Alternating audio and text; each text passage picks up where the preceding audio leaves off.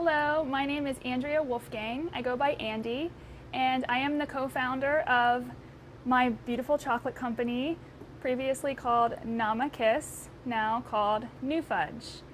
My sister and I started nuMakiss in 2008 while we were living in Japan. We were living in Tokyo.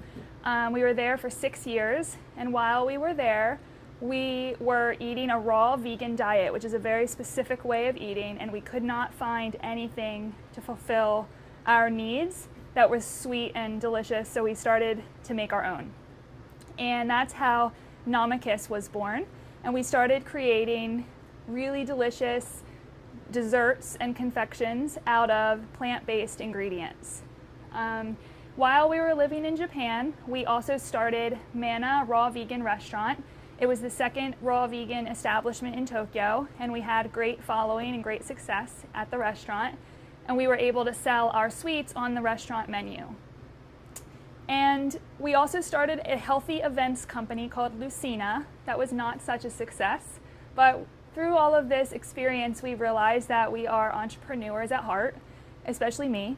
And so when we came back to the United States in 2011, we relaunched nuMakiss in North Carolina, where we moved to.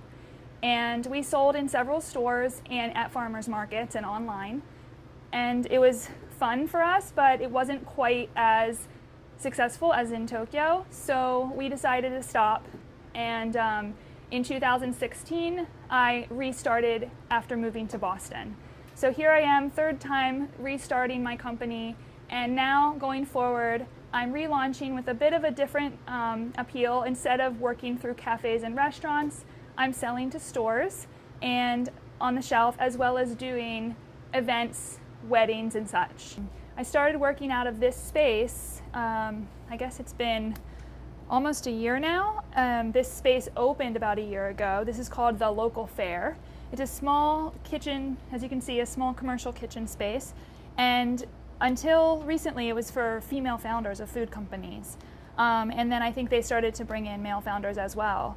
So the Local Fair is basically all locally made items in this area of Boston. And in the front of the store, they have a small shop that's open on the weekends to promote locally made products.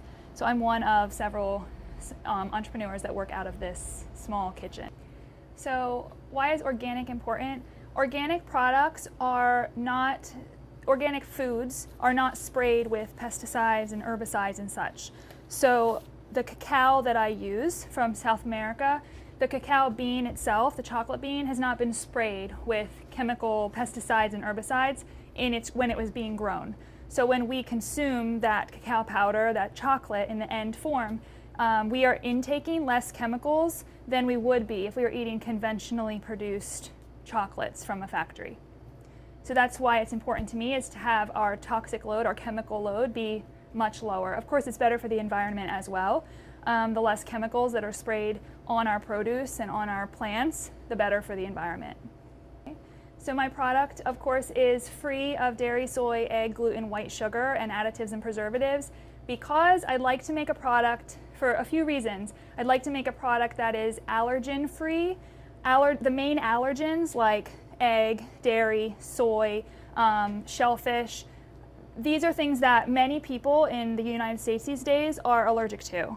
And so I wanted to create a product that was easier to digest, easier to, more people could consume and enjoy than standard chocolate, which does contain dairy, usually some form of soy, and white sugar. So the allergen piece was one concern for me, to have more people able to consume it without concern for their health, although it does contain nuts, which is a common allergen. Secondly, why is it important to me? I was vegan for a long time, so when I was vegan, I was not consuming any animal foods like egg or dairy, and it was difficult for me to find foods that I could enjoy. So having a product that doesn't have those items in it is special to people that care about that kind of diet. When I went looking for products, I would often find a dairy-free product but not soy-free, or dairy-free but not gluten-free, or gluten-free but not dairy-free, etc. So you can often find one but not the other, and my sister and I decided that we wanted to have a product that fit more categories for those specific people that were looking for that kind of thing. So kosher actually, that's just a byproduct of the fact that our ingredients are all kosher ingredients. I personally am not really knowledgeable about the kosher certification, and I wasn't raised kosher, so that's not as important to me personally, but I understand why it is for other people. But our ingredients are kosher ingredients, so that is a good side point. And then also the non-GMO. Non-GMO is typically in conjunction with organic, so most organic items cannot be GMO. So genetically modified organism is what GMO stands for, and we don't want genetically modified organisms in our food system because we don't yet have long-term studies that show the risks of these foods. So these foods that have been modified in a lab to create more quantity or better yields. It sounds good on paper, but when actually ingested by humans, we don't know if there are side effects down the road, or there will be side effects down the road. So having a more natural food supply that's grown naturally from the earth, that hasn't been altered in a chemical laboratory, is more along the veins of what I'm looking to promote. So for most natural companies like myself, we have wholesalers that we work with. These wholesalers are small companies themselves, usually small to medium-sized companies that source from South America, Bali, etc. And they have connections with these farmers who are doing really good farming practices, like paying fair wages to their employees, not spraying chemicals on their plants, doing organic and fair trade practices. So these wholesalers will go out in search of these various farmers, connect with them, and create, connection with them, and then turn around and sell the products of these farmers to American small companies like myself. So I've coupled with two in particular wholesale companies who have good connections with farmers in South America and Bali and such, and I buy from them exclusively because I trust that they are buying really good quality, and the companies they're buying from have good practices, and so the whole chain is as trustworthy as I believe it can be without actually talking to the farmer directly myself. Although my goal is to have direct communication and direct connection with the farmer in the future. That's just a little bit further down the line. So my time in Japan is very, very special to me. There are many memories I have. In particular, when it comes to food, there are a few things about Japanese culture that maybe some people know, maybe you don't, which is that Japanese people are extremely focused on appearance and the display, the way that food is being displayed. So one thing that I was influenced by while living there was the beauty factor. When I make my chocolate, when I display it, when I put it on a plate, when I shake cacao powder on top to give it a pretty look, I want that to look as gorgeous as possible. Whereas in the States, it may be okay if it's a little bit off, a little bit skewed or whatever. In Japan, that wasn't okay. And so I learned how to plate, how to display things in a more beautiful way. And that's something that I really enjoy doing. So that was one thing that I remember from living there that was important to me. Another thing, in terms of our chocolate, it was really interesting when we lived there. They had chocolates in Japan that were like something we don't have in the States. They were called Nama chocolates, the same name that we started our company with, Nama, because the word Nama means raw or fresh. So they used fresh milk and made these chocolates that were very melty. They would say in Japanese, these are melty chocolates, melty, because they would melt in your mouth very quickly. They were basically soft, very soft chocolates, like cubes of chocolate like ours, but much softer, not like our fudge, not like anything we have in the States. And almost like a truffle, but even softer. And so this did inspire us a little bit. My sister and I saw those. We saw they were popular. We realized that people really liked that texture. And so when we started our company, we considered like, oh, they have this chocolate already that's very soft and melty. Let's make one that's vegan, that's dairy-free, that's similarly in some ways soft and melty. So that was one thing that kind of went through our minds, and that was influenced by Japan. When I lived in Japan, I realized again and again that Japanese people are very conscious of how much they eat at one time. So portion control is very, very much ingrained in their culture, as you may know by seeing small portion sizes at Japanese restaurants. And when we would make our chocolates and our desserts, we started out by giving large portion sizes, and the whole thing would not be eaten. And instead of taking offense, we realized that this is their culture, so we decided to make our portion sizes smaller. And this is just something of notice that I noticed, that I realized that we don't really need as much as we consume in the States. So maybe having something a little bit smaller, a little bit more focused on quality over quantity. You can appreciate the look, the appearance, the fact that it's made from high quality ingredients, and then enjoy a bite of it or 2 bites of it and not have to have a huge piece. That's something that did kind of transfer over from living there to me.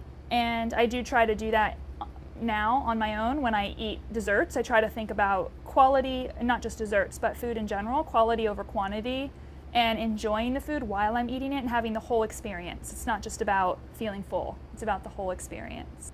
Flavor development is, for me, not any sort of special science. It's literally, what do I like? I love peanut butter and chocolate since I was a little kid. I have since I was a little kid, so that was a no-brainer for me. And coffee, these days, coffee and chocolate is pretty popular. Chocolate-covered coffee beans and things like that. So that was easy enough to just give it a shot and see how it goes. I have a sea salt, chocolate and sea salt, which, again, these are just things that are popular in the chocolate world these days, so kind of going along with that. The one with goji berries here, this one was influenced by the raw vegan diet that my sister and I were eating. Goji berries, pumpkin seeds, raw organic pumpkin seeds, and cacao nibs. These are considered high quality superfoods, so foods that have a lot of nutritional value. So we decided to incorporate them into our chocolate because they weren't, when we started, 9 years ago, these foods weren't popular in the mainstream diet. So we thought they would be a neat addition to give it a different look. And then my citrus vanilla and my mint, I guess they were inspired a little bit by, I'm into essential oils and how essential oils can be a natural healing, a way for natural healing. And so I decided to try to use essential oils as opposed to synthetically made oils in my chocolates, and it tasted really, really good. And actually the mint and citrus vanilla became people's favorite flavors out of the others. So I decided to go ahead and push those a little bit harder. And so it's not really anything other than looking at the landscape and figuring out what people are buying from other companies, along with what I personally like and my sister personally likes. My biggest challenge as a small business owner is being able to handle doing everything. Because as a small business owner or entrepreneur, you have to know how to do your finances, take care of taxes, do your legal work, consider if you need employees, figure out your timeline, order ingredients, find suppliers, everything, packaging, design, marketing, social media. Unless you can afford to hire someone to help you in one of those areas, it's your job to do them all. And no one is adept at every area of life. Yet as an entrepreneur, you kind of have to be until you make enough money to hire people to help you. So my biggest challenge is not feeling overwhelmed every day. I am most proud of doing it, making my company for the 3rd time in Boston, on my own this time, without the help of my sister because she has another life in North Carolina. And I had given up. We had not given up, but we had given it up. Like, we're done. It's over. Let's move on to other areas of our life. But instead, when I moved here and I was encouraged to potentially start my company again, I decided to go that route and to do it this time on my own and do it right, like make it a bigger venture than it was before. And so I'm proud that I'm doing it, even though it can be overwhelming and exhausting and scary because you don't know if you're going to get enough sales. You don't know if you're going to have help to do what you need to do. The thing I'm most proud of is that I am doing it anyway and working towards something that's bigger than myself. I really want to impact, at some point, farmers who grow my ingredients, people who can't find sweets that fit their dietary preferences. I'd like to help them have an option and hopefully provide jobs for a handful of people in Boston. So I think that when it comes down to it, I'm proud of myself for just going after it and doing it.